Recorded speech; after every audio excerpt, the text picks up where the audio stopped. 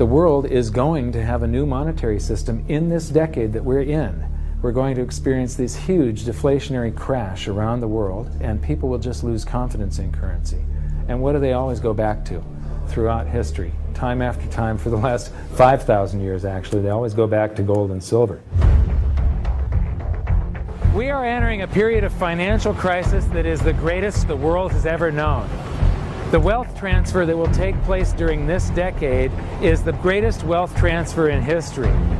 Wealth is never destroyed, it is merely transferred, and that means that on the opposite side of every crisis there is an opportunity.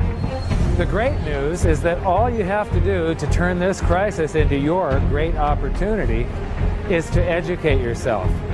I believe that the best investment that you can make in your lifetime is your own education.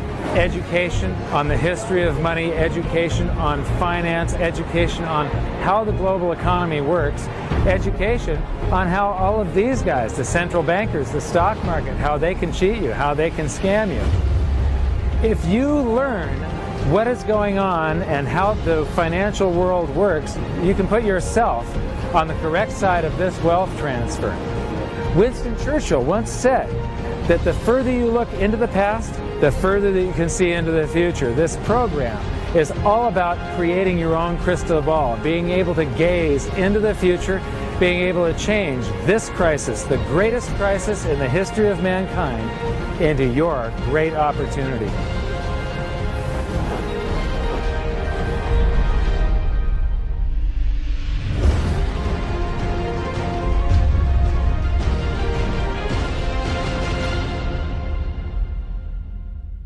So it all started back in 1999 when my sister and I hired a financial planner to help my mother with her assets, and we gave him control of the family's assets, and in the next year and a half he lost 50% of what she had.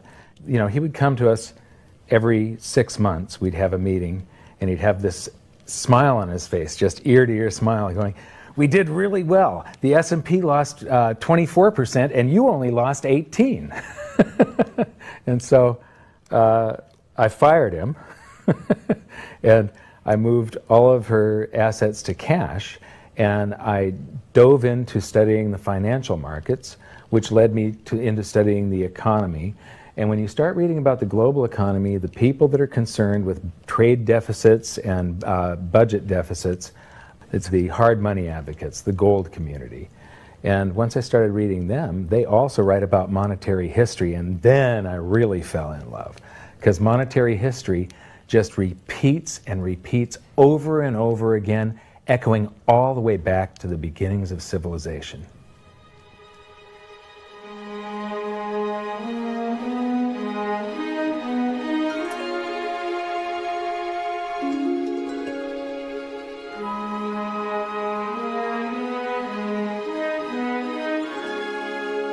Gold and silver have been the predominant currencies for about 5,000 years, but it wasn't until somewhere between 680 BC and 630 BC that they became money. That's when they were minted into coins of equal weights somewhere in Lydia, where each coin was the same size and had the same weight. This made them interchangeable. It's called fungible. At that point, they became useful as a unit of account, a measurement. You could price a good or a service in those gold or silver coins in a certain number of them. And it was always the same for anybody whenever they were buying that good or service. But it wasn't until they made their way to the world's first free market society, the prototype of democracy, the cradle of civilization, Athens, that they exploded in use. Suddenly, money found its natural home, the free markets. Athens was the first society to have a working tax system and free markets. This enabled them to rise to the pinnacle of civilization. Their prosperity allowed them to create great works of art and achieve a level of architecture and engineering that the world had not yet seen. Here we are 2,500 years later, and people are still in awe of their achievements. It was truly a fantastic period in human history, and the Athens star shone brightly for many years. So this begs the question, what went wrong? How did such a great and powerful civilization fall? The answer lies in the same pattern that we see throughout history: too much greed and too much war. It was when the Athenians got involved in the Peloponnesian Wars, a war with Sparta, that their monetary problems began. First, they lost access to their gold and silver mines.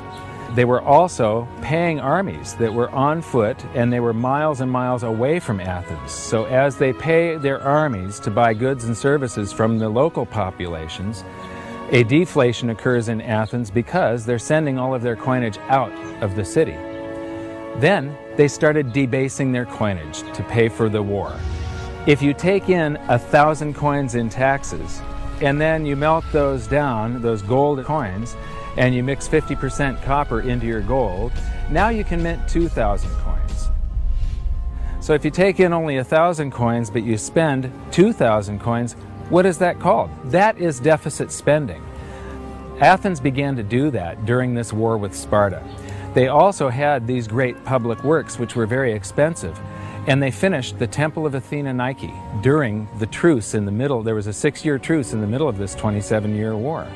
So they didn't stop their great public works and allow their market economy to heal from the expense of this war. As they debased their coinage, people would take the new debased coins at face value at first, until there were a whole bunch of those. And there's something called Gresham's Law, where people tend to save to keep the thing that's rare, and they spend the thing that's common into circulation first. So all of the gold and silver coins started to disappear from circulation and become quite rare, and it was just these copper coins. Suddenly, it took a whole bunch of copper coins to buy a gold or silver coin, one of those old gold or silver coins. This is the first time that gold or silver ever had a price. Before that, everything was measured in a weight of gold and silver. So a large factor in Athens' downfall was the expense of war, the expansion of empire, the debasement of their currency, the eventual inflation that was caused. You know, they minted these coins until they became nothing but flecks of copper. This was actually the world's first hyperinflation. And what it did was it financially debilitated Athens to the point where in 404 BC they surrendered to Sparta. And eventually they became nothing but a satellite of Rome. The thing that amazes me is how history just keeps on repeating and repeating and repeating, and we never learn from all of our stupid mistakes. We just repeat the same stupid mistakes over and over and over again. Today we are doing the same thing that the Athenians did that caused the loss of their great culture. We're doing the same currency debasement. We're doing the same deficit spending, and it's for the same reasons. It's for war, and it's for great public works. The interesting thing about the Peloponnesian War was how it started.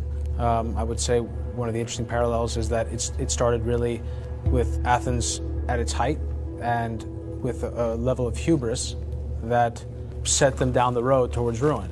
Perhaps they felt that they were, superior, couldn't make a mistake. Exactly. They knew better. Exactly. And they ended up destroying their society as a result. It's a road that we're going down today, right? I think absolutely. Yeah. There was a play written shortly after the Peloponnesian Wars about the worthlessness of the copper flecks that were their coinage at the time. So we go from gold and silver, very high value money, to a currency that has a face value. And it's the first example that I can find in history where a war and great public works were being funded through deficit spending. What you've just seen is the first recorded example of one of the most predictable hidden secrets of money, the 7 stages of empire. It's a long-term cycle that echoes throughout history right to this very day, and is basically a societal pendulum that swings from quality money to quantity currency and back again to quality money. It always plays out in 7 stages. It always ends with gold delivering a knockout blow to debased currencies. And it goes like this. Stage 1. A country starts out with good money, which is either gold or silver, or it's backed by gold or silver. Stage 2. As it develops economically and socially, it begins to take on more and more economic burdens, adding layer upon layer of public works. Stage 3. As its economic affluence grows, so does its political influence, and it increases expenditures to fund a massive military. Stage 4. Eventually, it puts its military to use, and expenditures explode. Stage 5. To fund the war, it steals the wealth of its people by debasing their coinage with base metals, or by replacing their money with currency that can be created in unlimited quantities. Stage 6. The loss in purchasing power of the expanded currency supply is sensed by the population and the financial markets, triggering a loss of faith in the currency. Stage 7. A mass movement out of currency into precious metals and other tangible assets takes place. The currency collapses, and gold and silver rise in price as they account for the huge quantity of currency that was created. This process transfers massive wealth to those who had the foresight to position themselves beforehand in real money, gold and silver. You know, our monetary system basically steals from the poor and middle class and transfers the wealth to the banks. We see this throughout history, and it's just repeating over and over again. What's happening in Greece right now is basically the same thing that was happening back in 407 BC. The deficit spending to fund all of these public works and the debasement of their currency supply caused them to become nothing but a satellite of Rome. Today, they're becoming nothing but a satellite of the banks. Well, the idea of Gresham's law is simply that people are going to hold on to what's value and spend what isn't valuable. Way back in my youth, I was 11 years old when we went from a silver-based monetary system to a purely fiat system. People saw that silver was money, they got used to it, they didn't really think about it. And in 1965, under President Johnson, he basically said, well, silver's too valuable to be money. We're going to just start putting out these substitutes, which were what we call cupro-nickel coins. They were nickel, they were copper plated with nickel at the time. And of course, the metal value was far less. And I understood that as a kid, and yet very few adults really seemed to get the idea of what was really going on. There were a few, and it only takes a few. And of course, the Gresham's law took effect, so the currency came out of circulation rapidly. It's very interesting to me, you know, knowing monetary history fairly well, is they're always, you know, put out in silver-looking or gold-looking form. I mean, in most cases, you'll have, in fact, they look rather interesting. I mean, some of them are like silver on the inside and gold on the outside. With the look, they have no value at all, really, other than melt value of pot metal. To me, it's sort of at a subconscious level. Why are they making them gold-colored? Why are they making them silver-colored? I think there's an inherent knowledge in the human species that knows that gold and silver have value. So if they look in their pocket and they see something gold-colored or silver-colored, gives them kind of a warm, fuzzy feeling. And it's like, oh yeah, you know, but there's no value in these coins, really.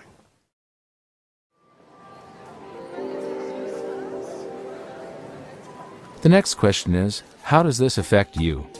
My next stop was in London, where I'd been asked to give a presentation to a group of businessmen. They wanted to understand the reason that gold had surged recently, and I explained to them that to understand gold, you have to understand monetary history. Once you see where we've come from, you can get a much clearer understanding of how the 7 stages of empire are playing out right now. We weren't allowed to show their faces, but we were allowed to film my presentation. So here it is, the last 140 years of monetary history condensed into just 10 minutes. Keep the 7 stages of empire in mind, and as you watch this, see if you can recognize the signs. Everybody thinks the US dollar is still as good as gold, and it hasn't been since 1971. This is the world monetary systems. From 1873, when Germany went on the classical gold standard, where each unit of currency is backed up by an equivalent amount of gold in the treasury. In the United States, $20 bill, $20 gold piece in the vaults.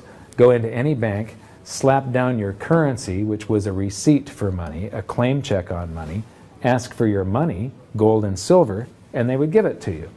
So this shows this is currency, this is money. Otherwise, there was no reason for any government to store gold in their vaults and then print this currency that was backed by gold. This is what gives confidence in that, and it gives governments the ability to start this scam in the first place, where they print these receipts for gold, and then they can print more of them than gold that exists. And that happened when we got to World War I, and all the combatants stopped redemption rights. You could no longer go in the bank and trade your pounds, lira, marks, francs, no longer redeemable in gold, and they lit up the printing presses and started printing like crazy. Then between the wars, they went on something called the gold exchange standard, where currencies would be backed partially by gold.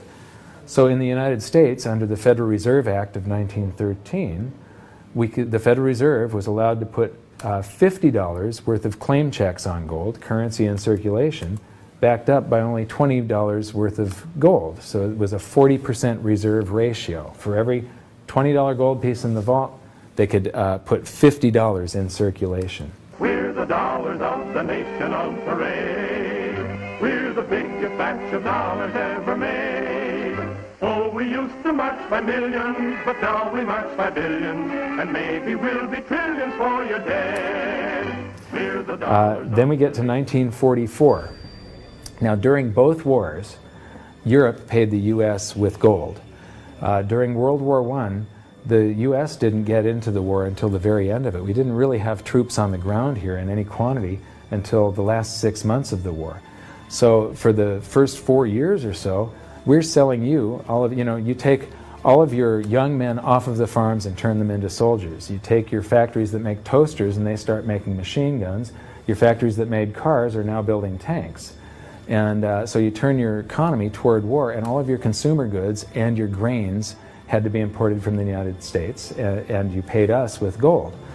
Then in World War II, Hitler starts saber rattling in 1936, annexes Austria in 1938, invades Poland in 1939. Pearl Harbor wasn't until the end of 1941. We didn't have troops on the ground until, I believe, August of 1942.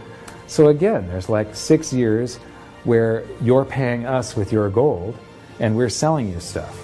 This is where Americans have this myth that war is good for the economy. War is good for the economy if you're not in it and you're selling them the tools of the trade. Yes, America's national income gets bigger and bigger. In 1943, it was $142 billion. That was double the 1939 figure, triple the figure for 1933. But by the end of World War II, the U.S. had 2/3 of all the world's monetary gold, the central bank gold, and the rest of the world had to share the other third, and Europe had none. So the world monetary system was no longer going to work. It would collapse. But we had made all these loans of dollars to Europe, so Europe was flooded with dollars. And so representatives from around the world met at Bretton Woods, New Hampshire in 1944. They came up with a new world monetary system called the Bretton Woods system, where every currency on the planet, with the exception of just a few, they would be backed by the U.S. dollar, and the U.S. dollar would then be backed by gold at $35 per ounce. This gave confidence to all currencies. So this gave the world stability, and it pegged all the world's currencies to each other through the dollar to gold. So there was no such thing as the Forex. Currencies didn't float. The exchange rates were fixed year after year. And this helped to make world trade boom. Then the dollar standard starts because we kept on printing dollars. Under the Bretton Woods system, there was no reserve ratio established where the U.S. actually had to have a certain amount of gold for how many dollars we created. So we had done a bunch of deficit spending for Korea, for Vietnam, for Johnson's Great Society, and expanded the currency supply, the amount of paper dollars in circulation, and exported them all over the world. And then in the 60s, Charles de Gaulle, president of France, realizes that we don't have the gold to back up the dollars. Le fait que beaucoup d'États acceptent par principe des dollars au même titre que de l'or entraîne les Américains à s'endetter et à s'endetter gratuitement vis-à-vis de l'étranger, car ce qu'ils lui doivent, ils le lui payent avec des dollars qu'il ne tient qu'à eux d'émettre. Nous estimons nécessaire que les échanges internationaux soient établis comme c'était le cas avant les grands malheurs du monde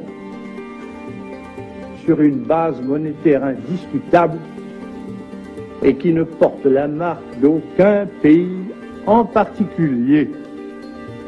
Quelle base?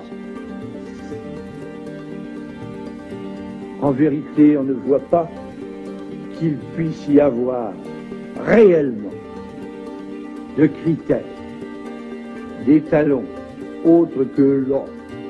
And he starts asking, France asks for their gold and trades in the dollars.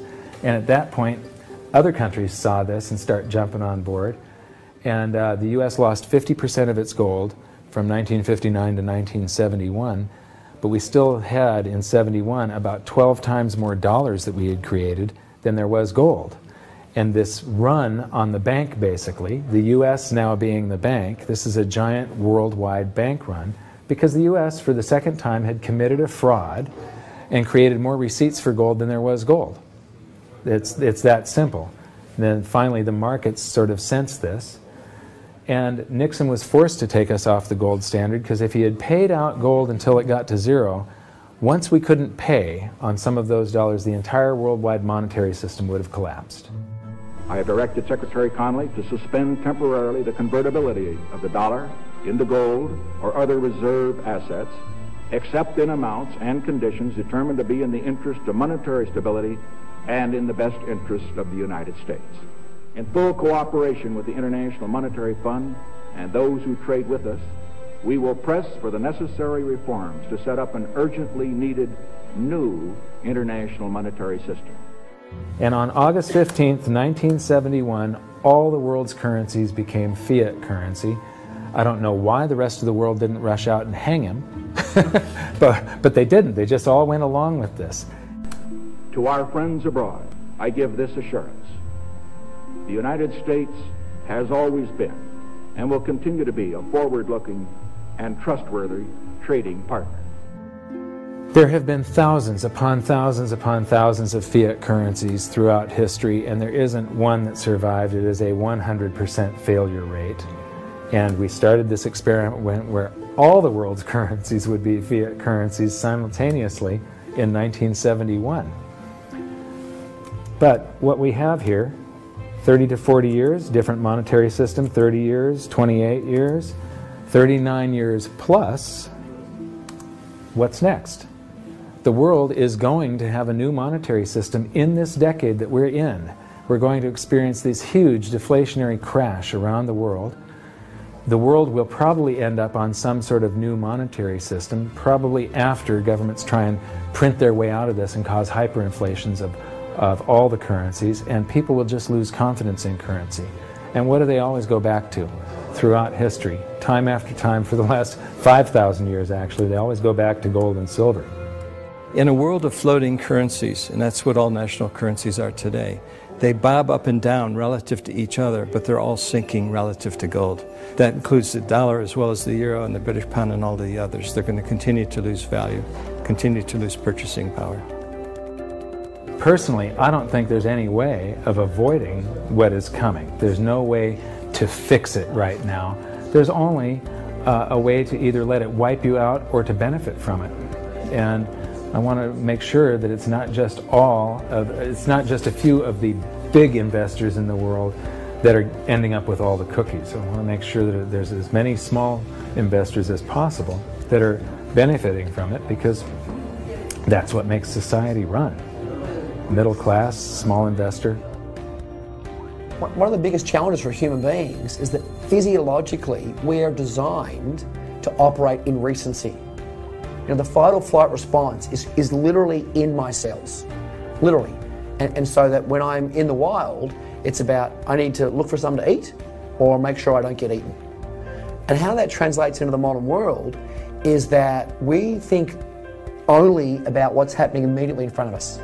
And so we think a long time is last week. In the world of YouTube and Facebook and instant messaging, we think 3 seconds is a long time. Like, did you get the post already? I already posted it. And the reality is that if you look at history, and I don't mean a week, I don't mean a month, I mean decades, I mean 100 years, I mean a couple of 100 years, I mean more than a couple of 100 years, you can start to see some patterns. You can see some things that are going on because history repeats itself. There are some trends and there are some movements that you can learn from. And you literally have to go outside of your human instincts to look at history, because we just want to focus on right now, because as I said, that's about either eating or being eaten. So we've got to go beyond that, and that means not just focusing on the here and now, but learning some real powerful stuff from what's happened, because there just might be some indicators there as what's going to happen in the future.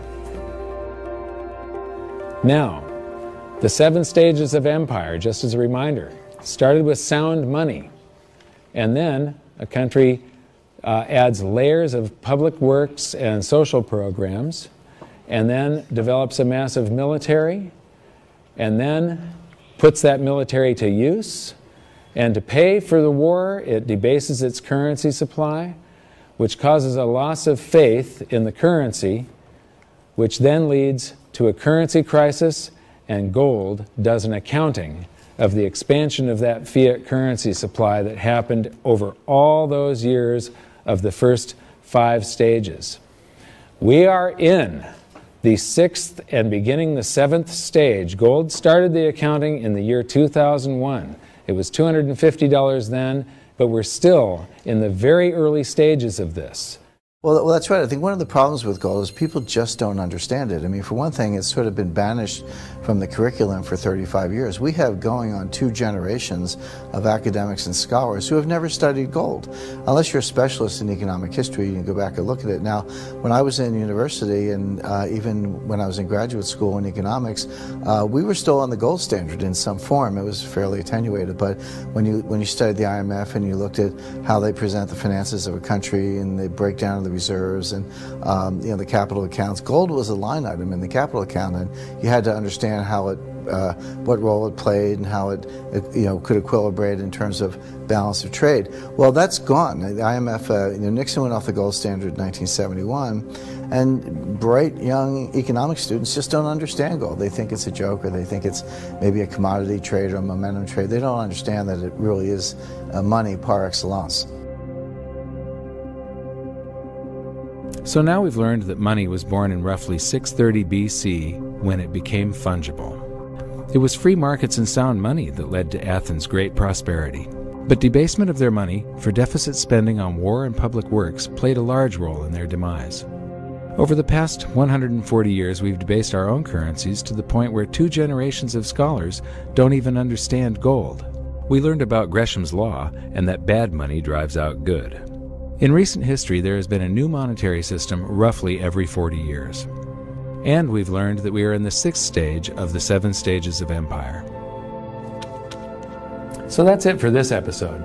Join us next time when we learn more about the chaotic state of the US dollar standard and how it's going to affect you no matter where you live on the planet. When I wrote my book, I said that we're coming into an era that is going to be the greatest wealth transfer in the history of mankind. Therefore, it's the greatest opportunity in the history of mankind. I've made it my mission to help as many people as possible get through this crisis and to come out on the best side of the wealth transfer. I've just finished filming an exclusive presentation titled How the 7th Stage Will Unfold, where I detail what I'm doing personally to prepare for a range of scenarios. It's available at hiddensecretsofmoney.com as part of your free information toolkit. So my challenge to you for this episode is to try and find a single example in all of monetary history of a crisis that was brought on by too much deficit spending, too much debt, and too much currency debasement being solved by more deficit spending, more debt, and more currency debasement. Until then, good luck, and I'll see you at the bonus presentation at hiddensecretsofmoney.com. Thanks. You bet. There is no other side. You either silver and gold or you're doomed. That's exactly the way the world is always working. That's the way it's working right now. Turn on the television, watch with the price of gold. Look at the dollar going down, gold's going up, silver's going up. That's exactly the way it's always worked, and it's always worked that way, and it's working that way now. And why is anyone surprised? Why is it? I'm surprised it's always worked like that. For the past 5,000 years. That's right. 5,000 years in a row, it's worked exactly that way. It's happening that way now. And ooh, wait a minute here. Weird. Beyond weird. Mike Maloney's Hidden Secrets of Money is made possible by the clients of goldsilver.com. Your continued loyalty and support allows us to educate the public on how to both protect themselves and benefit in the turbulent times ahead. To all goldsilver.com customers, thank you. Hidden Secrets of Money would not be possible without you.